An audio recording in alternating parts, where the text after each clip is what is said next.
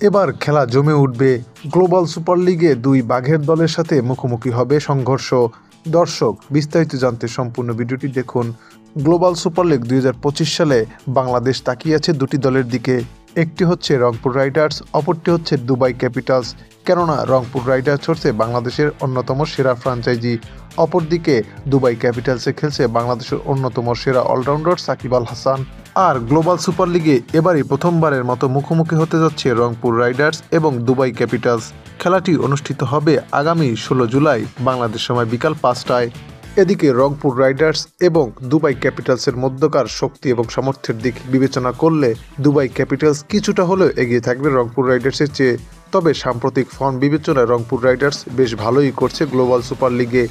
পরপর দুটি ম্যাচে জয়লাভ করে 4 পয়েন্ট নিয়ে পয়েন্ট টেবিলের 2 নম্বরে অবস্থান করছে।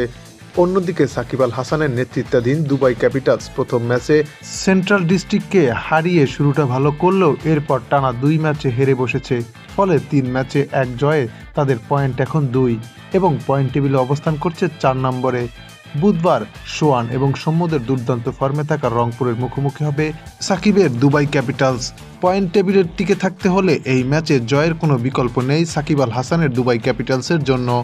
দর্শক, আপনার কি মনে হয় এই ম্যাচে সাকিব আল হাসানের দুবাই ক্যাপিটালস নাকি সোহানদের রংপুর রাইডার্স জয়লাভ করবে?